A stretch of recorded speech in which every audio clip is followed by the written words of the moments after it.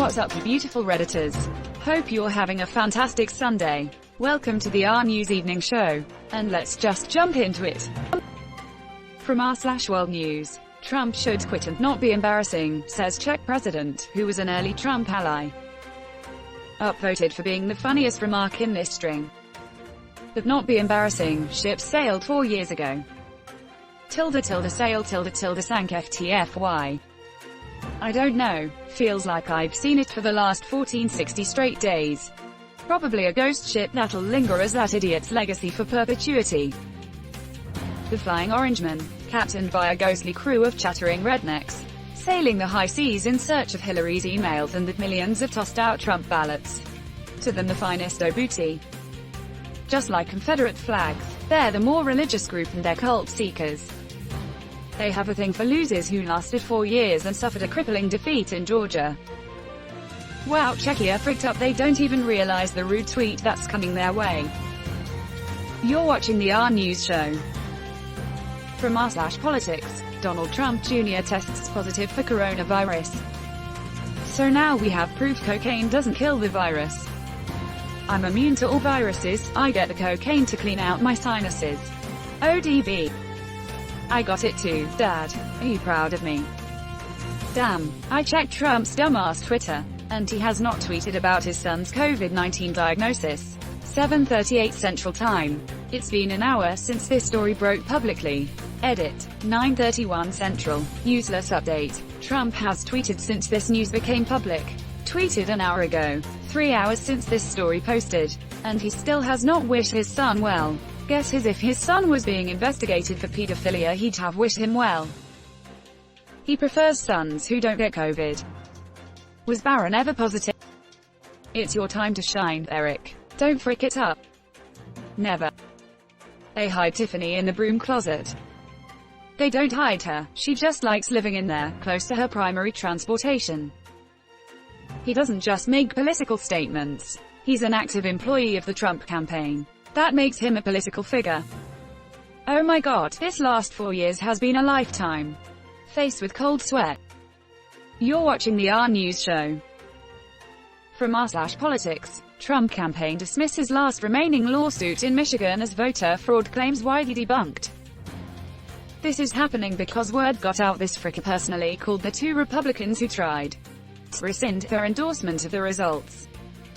He showed a great amount of concern for another Michigander's safety when an actual plot to kidnap and assassinate her was uncovered. They can't rescind luckily since yesterday was the deadline lol. It's at the state canvass's level now. I don't get how conservatives are celebrating Trump going this low.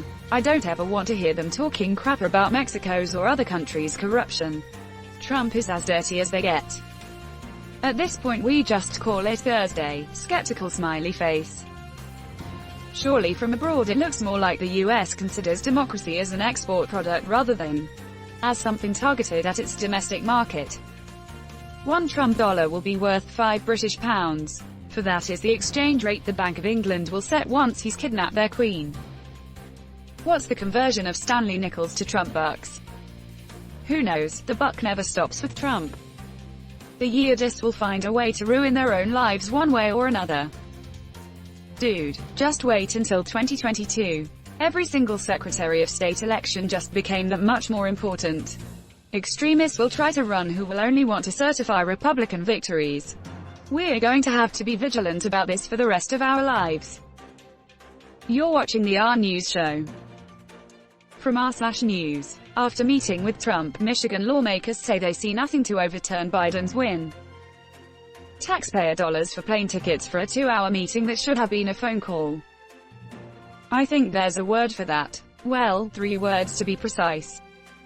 Yes, one of them also got arrested trying to bring an unregistered loaded gun on a plane. www.progressive.com edit. Adding a link from the article in the Detroit News. www.detroitnews.com.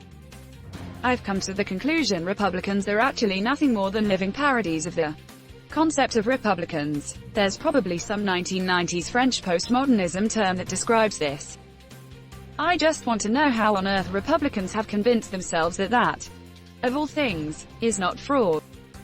I saw the airport interview with one of them. When asked why he was going, he said it was cool to get to see the White House. It's like sitting through the timeshare sales pitch so you can get the free vacation night. Trump supporters on Twitter are literally saying that finding no evidence is evidence that their election is completely corrupt because the election officials are making sure the evidence isn't found. Good God, how do you reason with people like that? You're watching the RNEWS show. From r/politics, Joe Biden confirmed as Georgia winner after recount. They can take solace and joy in knowing they can tell him he lost again. Donald Trump will be the first Republican in history to lose Georgia 3 times in the same election. Would he have to pay for a recount? Well, they pay $2 million for the recount and $1 million for outstanding campaign debt, or something. Something being the name of DJ TJ's new yacht. I could see him buying a yacht and it somehow having SS something painted on its side. Maybe they'll park it outside the Four Seasons dockyard. For the first week I was scared he might actually get away with it.